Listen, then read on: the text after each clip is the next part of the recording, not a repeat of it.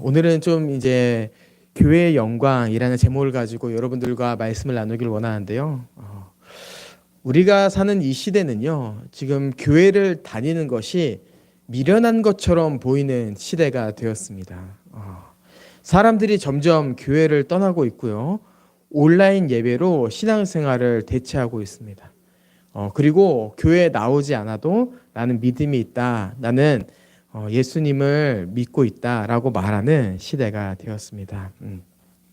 SNS에서 자기를 드러내고 서로 비교하는 요즘 이 시대에 교회 생활을 SNS에 올리는 것은 사람들에게 그렇게 크게 매력적이지 않습니다. 여러분 혹시 저희 그 교회 입구에 저희가 스폰지 그 꽃 조합 붙였다고 해서 혹시 사진 찍고 SNS에 올리신 분 계십니까? 없으시죠? 예, 물론 저것만 가지고 SNS에 올리기엔 좀 그렇지만 하나의 예로 든 거죠. 우리가 교회를 다니는 것을 나타내는 것은요, 오히려 지금 이 시대에 매력적으로 보이지 않고 더군다나 사람들에게 있어서 제 교회 다녀? 이렇게 인식이 되는, 오히려 교회를 다니는 것을 숨기는 것이 자연스러운 시대가 된 것이 요즘 이 시대입니다. 그래서 요즘에 이 시대를 보면요, 우리가 교회를 다니더라도 우리가 믿음이 있다 할지라도 어느 때는 이 시대 흐름이 너무 크다 보니까 교회가 작아 보이기도 합니다. 오늘은 바울이 감옥이 갇힌 일로 인해 낙심하고 자신의 교회가 작다고 생각했던 이 에베소 교회에 대한 이야기를 여러분들과 좀 나누려고 해요. 제가 에베소서를 참 좋아하는데요. 이제 지금까지 제가 의회나무 교회 와서 설교했던 본문들을 쭉 보니까 에베소서 2장도 설교했었고 4장도 설교했었는데 3장만 설교를 안 했었더라고요. 그래서 잘 됐다. 에베소서 3장을 설교 안 했었는데 이번 기회를 통해서 좀 나눴으면 좋겠다라는 생각이 들었고요. 솔직히 이거를 모르고 에베소서 3장 설교를 준비했었어요. 그래서 설교를 다 준비하고 나니까 갑자기 이런 생각이 드는 거예요. 성도들한테 혹시 내가 이미 3장 설교를 했었나?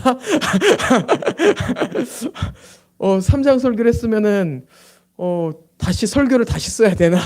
라는 고민 가운데 유튜브 재생 목록을 쭉 봤었는데요. 다행히 3장 설교가 없었더라고요. 그래서 다행히 이미 준비한 설교를 가지고 설교를 할 수 있게 되었습니다. 한번 좀 내용을 좀 한번 살펴보죠. 내용을 살펴보면요, 2절에 보면 이렇게 되어 있습니다. 너희를 위하여 내게 주신 하나님의 그 은혜의 경륜을 너희가 들었을 터이라, 이렇게 되어 있어요. 여기서 이제 은혜의 경륜이라는 말을 사용하는데요, 우리가 보통 은혜의 경륜이라고 했을 때 그 말을 우리는 쉽게 하나님의 뜻 이렇게 해석합니다. 근데 오늘 본문의 이 경륜이라는 단어는요, 좀 다른 의미에서 좀 사용되어지고 있는 것 같아요. 경륜이라는 단어를 원어로 보면요, 오이코노미아라고 되어 있습니다. 오이코노미아. 이게 무슨 얘기냐면요, 집을 경영하다 이렇게 얘기해요. 집을 경영하다. 이것을 타번역본에 좀 더 쉽고 자세하게 설명되어 있는데요, 하나님이 나에게 주신 은혜의 직분 이렇게 되어 있어요. 즉 2절은요, 하나님의 뜻을 설명하는 구절이 아니라요, 바울의 직분을 얘기하는 구절입니다. 그래서 여기서 바울은 얘기하는 거죠. 나는 하나님의 일을 맡은 직분자입니다. 이렇게 얘기하는 거예요. 그리고 바울은 하나님께서 자신에게 직무를 맡기신 것에 대해서 간단히 기록했다 이렇게 얘기하는 거죠. 곧 계시로 내게 비밀을 알게 하신 것을 너희가 먼저 간단히 기록함과 같으니 이렇게 얘기하고 있어요. 간단히 기록했어 이렇게 얘기하는 거예요. 그리고 4절에 이렇게 얘기하는 거예요. 그것을 읽으면은 내가 비밀을 갖고 있다는 것을 여러분이 알 수 있을 겁니다. 이렇게 얘기하는 거죠. 여기서 왜 바울은 갑자기 자신이 직분자라는 것을, 하나님의 직무를 맡은 자라는 것을 설명하고 있을까요? 여러분 그것은요, 바로 바울이 에베소 1장부터 교회에 대해 설명하고 있었는데요, 에베소 1장부터 설명했던 이 교회의 정체성과 바울의 직무가 너무나도 긴밀히 연결되어 있기 때문입니다. 한식 요리사가 식당을 차렸습니다. 여러분, 그러면 그 식당은 무슨 식당입니까? 한식당입니다. 일식 요리사가 식당을 차렸습니다. 그 식당은 무슨 식당입니까? 일식당이죠. 양식당이 아닙니다, 여러분. 일식당이에요. 누가 그 식당을 차렸냐에 따라 그 식당의 정체성이 정해지듯이 바울이 누구냐에 따라 이 교회의 정체성이 어떤지 결정되어지는 거예요. 그래서 바울은 앞에서 기록한 1, 2장을 통하여서 낙심 중에 있는 교회에게 자신의 정체성을 드러냄을 통해서 이 교회에게 위로와 용기를 주기를 원했던 겁니다. 여러분, 낙심하지 마십시오. 내가 하나님의 직무를 맡은 자입니다. 나를 보고 용기를 얻으십시오라고 하는 거죠. 그러면 이러한 낙심은요, 에베소 교회 상황뿐만 아니라 제가 앞에서 서론에도 이야기했듯이 이 시대에 있는 교회도 마찬가지로 세상을 보면서 낙심할 수 있다고 생각합니다. 근데 여러분, 우리는요, 이 성경을 통해서 앞에서 기록한 내용을 통해서 주눅들 것이 아니라 오히려 이 성경을 통해서 우리가 얼마나 가치 있는 자들인지, 우리가 얼마나 존귀한 자들인지를 우리는 다시 기억해야 돼요. 그래서 우리는 이 시대 가운데서 이 시대가 자신이 계속 자신의 가치를 드러내고 SNS를 통해서 자신이 드러내고 싶은 부분, 자신이 굉장히 괜찮은 부분만 부각하여서 나 괜찮은 사람이야 라고 드러내고 있지만 우리는 그것을 흉내낼 것이 아니라 새로운 대안을 찾아야 되는 거죠. 새로운 대안. 세상 여러분들은 그걸로 자신의 가치를 드러냅니까? 그걸로 자신이 괜찮다고 생각하며 자꾸 자신이 괜찮은 사람인 것처럼 나타내려고 합니까? 우리는 그걸로 우리의 정체성을 드러내려고 하지 않습니다. 우리는 그걸로 우리가 가치 있다고 드러내려고 하지 않습니다. 우리의 상황이 낙심이 된다 할지라도 우리는 세상과 똑같은 방법으로 우리의 가치를 드러내는 것이 아니라 우리는 다른 방법으로 우리의 가치를 드러낼 것입니다 라고 말해야 되는 거죠. 그리고 그 가치를 드러내는 것에 있어서 바울은 분명히 그 대안을 오늘 성경 본문에 말하고 있습니다. 4절에 뭐로 되어 있습니까? 그것을 읽으면 이렇게 되는 거예요. 그것을 읽으면. 여러분, 우리의 대안은 무엇입니까? 여러분, 우리의 대안은 SNS가 아닙니다. 여러분, 우리의 대안은요, 우리가 가진 자산이 아닙니다. 우리의 대안은 우리가 가진 자산을 통해서 소비함을 통하여서 자신을 꾸미는 것이 아닙니다. 우리의 대안은 낙심하게 하는 이 시대적 분위기 가운데서 성경을 읽음을 통하여서 자신이 누구인지를 분명히 아는 것, 이것이 우리의 대안입니다. 그래서 이 시간 우리가 함께 말씀을 나누고 우리가 오후 시간에 말씀을 들은 것을 가지고 서로 도전을 하는 것은요, 굉장히 중요한 거예요. 왜냐하면 우리는 그 시간을 통해서 우리가 살아있음을 경험하게 되거든요. 아, 우리가 살아있구나. 우리가 정말 가치 있는 자이구나.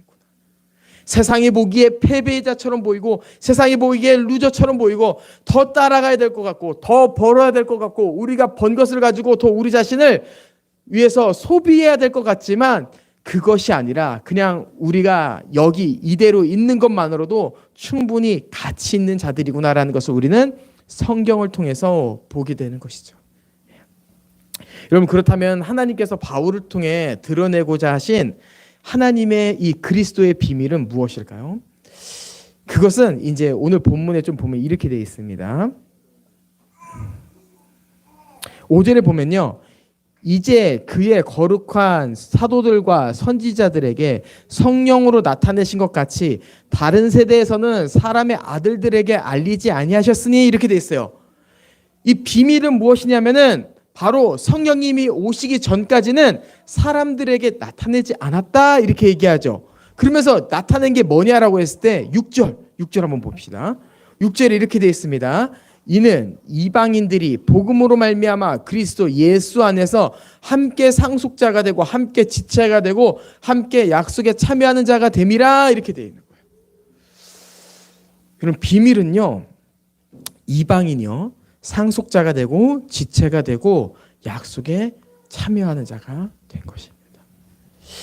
그럼 이것을 볼 때요, 이것은 그렇지, 죄인이 구원받았다는 얘기잖아, 이렇게 이해될 수 있어요. 근데 이 6절의 이야기는요, 단순히 개인 구원을 말하는 것이 아닙니다. 지금 바울이 앞에서 간단히 기록했다 이렇게 말하고 있잖아요. 이 6절을 더 분명하게 이해하기 위해서는요, 2장 11절, 14절, 18절을 한번 봐야 돼요. 제가 한번 좀 보면서 좀 설명해 드리도록 할게요. 이 그리스도의 비밀을. 그러면 11절에 이렇게 돼 있어요. 그러므로 생각하라. 너희는 그때 육체로는 이방인이요. 이렇게 돼 있습니다. 여기서 육체로는 이방인이요라고 말하는 것은요, 이방인은 육체적으로 유대인들과 분리되었으며 이방인들은 아무런 가치가 없는 자였고 그 아무런 영광이 드러나지 않은 자였다. 너희는 비참한 자였다라고 드러내는 거예요. 그러면 실제로 우리는 비참한 자였죠. 우리는 아무런 가치가 없는 자였습니다. 우리는 아담의 죄를 전가받아서요, 우리 안에서의 그 어떠한 존귀함을 볼 수 없는 자들이었어요. 근데 14절 한번 볼게요. 14절에 이렇게 되어 있습니다. 그는 우리의 화평이신지라 둘로 하나를 만드사 원수된 것 곧 중간에 막힌 담을 자기 육체로 허시고. 아멘. 2장 14절은요, 이방인이었던 존재가 이제 그리스도의 피로 말미암아 하나님과 가까워졌을 뿐만 아니라 너희 그 개별적으로 존재함으로 인해서 비참해졌던 그 상태가 이제 하나가 되었다. 이 당시의 상황을 생각해 보면요, 에베소 교회 안에 있는 유대인과 이방인이 하나 되었다는 얘기이고요, 지금 우리 시대로 따지면은 서로 다르다고 생각했던 이 둘이 하나가 되었다라고 이야기하는 거예요. 여러분, 근데 이게 왜 중요합니까? 왜 중요하냐면요, 18절. 이는 그로 말미암아 우리 둘이 한 성령 안에서 아버지께 나아감을 얻게 하려 하심이라. 아멘. 그럼 우리는요, 아버지께 나아갈 수 있는 존재가 아닙니다. 아버지께 절대로 나아갈 수 없는 자들이었어요.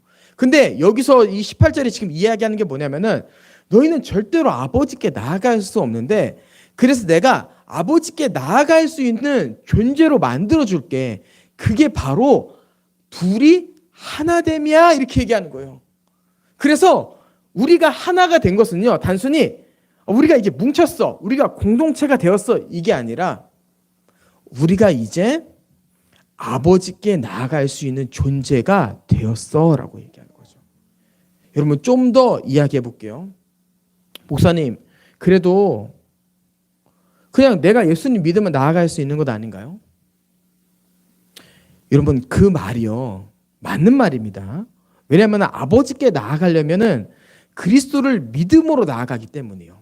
하지만 반은 맞지만 반은 틀려요. 왜?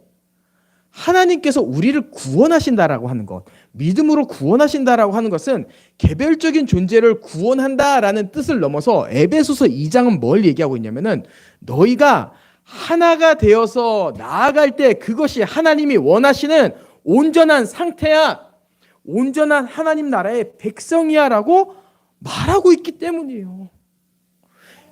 그래서 지금 에베소 2장을 통해서 뭘 나타내냐면은 하나님께서 그리스도를 통해 나타난 그리스도의 비밀이 무엇이냐라고 했을 때 너무나도 비참했던 자들이 그리스도의 피로 말미암아 하나 되어 교회가 된 것, 이것이 너희의 영광이다라고 얘기하는 거죠. 예. 앞에서 이야기했던 것을 쭉 연결해서 해보겠습니다. 에베소 교회는 지금 비참한 상황 가운데 있어요. 낙심 가운데 있어요. 왜요? 바울이 감옥에 갇혔거든요. 근데 바울은 얘기합니다. 여러분, 낙심하지 마세요.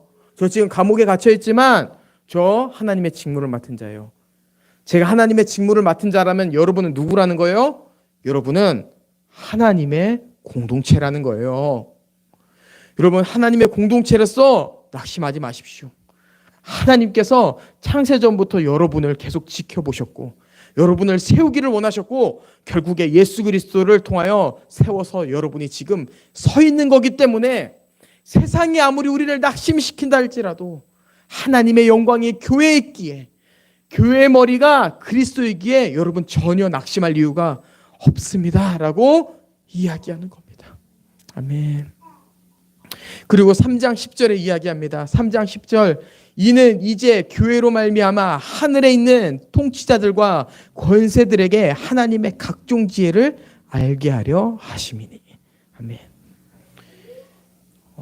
여러분 여기서 우리는 굉장히 이 표현이 낯섭니다. 왜냐하면요, 교회로 말미암아 각종 지혜를 알게 하려 한대요. 근데 그 아는 대상이 누구냐면은 하늘에 있는 존재들입니다. 하늘에 있는 존재들이요, 교회를 통해 하나님의 지혜를 알게 돼요. 이게 왜 이상하냐? 우리는 지금까지 하늘의 존재들을 통해 하나님의 지혜를 교회가 알게 된다라고 이해했어요. 우리는 어떻게 하나님의 지혜를 알 수 있죠? 하늘의 존재들이 역사해야지. 이게 우리의 기본적인 논리였습니다. 근데 3장 10절에 뭘 얘기하냐면은 하늘에 있는 존재들이 하나님의 지혜를 몰라. 그럼 누가 알려줄 수 있을까? 교회가 알려줄 수 있다, 이렇게 얘기하는 거예요. 이 얘기는 좀 더 쉽게 얘기해 보면요, 하나님의 지혜, 하나님의 영광을 가장 먼저 맛보고 알릴 수 있는 존재가 누구냐라고 했을 때 그거는 하늘에 있는 존재들이 아니라 교회라는 거예요. 교회. 하나님께서 교회 안에 각종 모습을 통하여서 하늘에 있는 존재들에게 교회가 얼마나 영광스러운 모습인지, 영광스러운 곳인지를 계속해서 알리신다라고 하는 것입니다. 예. 그러면 여러분은요, 하나님의 영광스러운 일에 참여한 자들입니다. 예. 세상에 수많은 사람들이 자기를 드러낸다 할지라도요, 여러분 그것은 다 없어질 거예요. 하지만 우리는요, 영원한 일에 동참하고 있는 자입니다. 여러분 저는 이제 목회자이지만요, 저도 한 부족한 자로서 어느 때는요, 참 좋은 차를 보면은 부럽습니다. 저는 교회 차도 부러워요. 어떻게 저렇게 많은 사람을 태울 수 있는 차가 있는가.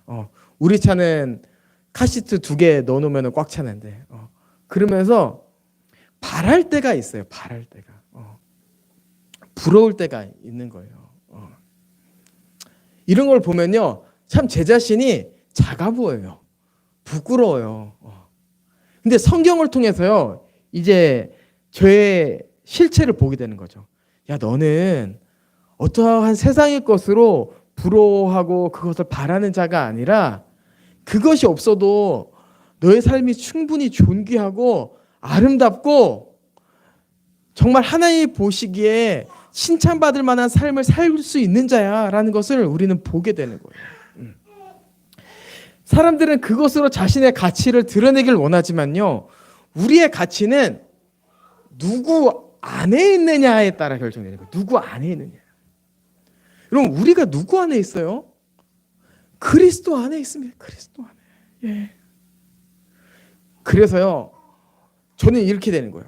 부러울 때도 있지만 맨정신으로 돌아오면은, 주님 좀 불편하긴 하지만 그래도 내가 카니발을 위해 사는 자가 아닙니다. 주님, 내가 매매를 위해서, 집 매매를 위해 사는 자가 아닙니다. 없다 할지라도 그 상황 가운데서 주를 위해 살고 있다는 것, 이것이 나의 가장 큰 가치이고 이것이 나의 가장 큰 기쁨이고 이것이 나의 가장 큰 영광임을 주님 바라고 내가 나아가겠습니다 라고 하는 게 바로 저이고 우리인 거죠. 예. 여러분 혹시 여기 월세 계십니까? 예. 월세 있습니다. 예. 금요일 날 배정노님께서 자신이 월세라는 걸 밝히셨어요. 월세 있습니까? 전세 있습니까? 여러분 저희 집은 전세입니다. 여러분 혹시 차 없으신 분 계십니까? 예, 차는 대부분 없죠. 예, 또 어떤 게 또 없나요? 여러분, 우리는 있는 것보다 없는 것을 말할 때 더 많이 말할 수 있습니다. 그런 자들이죠. 괜찮습니다. 괜찮습니다. 네. 여러분, 혹시 주를 위해서 여러분의 시간을 계속해서 드리고 있습니까? 교회를 위해서 여러분이 열심히 봉사하고 계십니까? 여러분, 너무나도 잘하고 있습니다. 너무나도 잘하고 있어요. 이 땅에서 그 비용을 지불함을 통하여서요, 여러분은 이 교회를 얻으셨을 뿐만 아니라 내세에서 하나님 나라의 상급이 쌓이고 있을 겁니다. 영원한 생명이 여러분 가운데 계속해서 넘쳐나며 그 기쁨이 차곡차곡 쌓일 거예요. 물론 그 상급에 대해서 다양하게 말하는 사람들이 있습니다. 여러분, 근데 분명하게 공통적으로 이야기할 수 있는 건 무엇이냐면요, 여러분, 누구보다 하나님과 가까이 있는 자들이라는 거예요. 그래서 저는 이 시대에 교회에 나오고 교회에 봉사하는 것에 대해서 가치 없다 생각하고, 그것을 통하여서 시간 버린다고 생각하고 낭비라고 생각하는 이 시대의 흐름이 너무나 안타깝습니다. 이 시대의 흐름을 무시해야 돼요. 무시하고 우리는 다시 한번 13절의 말씀을 기억해야 되는 거죠. 13절. 그러므로 너희에게 구하노니 너희를 위하여 나의 여러 환난에 대하여 낙심하지 말라. 이는 너희의 영광이니라. 아멘. 예. 그리고 우리는 12절의 말씀도 좀 기억했으면 좋겠습니다. 우리가 그 안에서 그를 믿음으로 말미암아 담대함과 확신을 가지고 하나님께 나아감을 얻었느니라. 아멘. 예. 여러분, 우리 같은 이 피조물 같은 이 존재들이 아버지께 나아가는 것만큼 영광스러운 일이 어디 있습니까? 예. 담대함과 확신을 가지고 나아감을 통하여서 우리의 겉사람은 계속해서 후패하겠지만 더 후패하고 더 후패하고, 사람들이 봤을 때 정말 저렇게 살아도 되나? 사람들이 다 저렇게 안 사는데 라고 했을 때 우리는 계속해서 후패함을 경험하겠지만, 우리의 속사람은 날로 새로워지는, 그리고 이 교회가 더욱더 외부적인 규모와 상관없이 믿음으로 말미암아 단단하여지며 하나님의 소망이 넘쳐나는 아름다운 의의 나무 교회가 되기를 원합니다.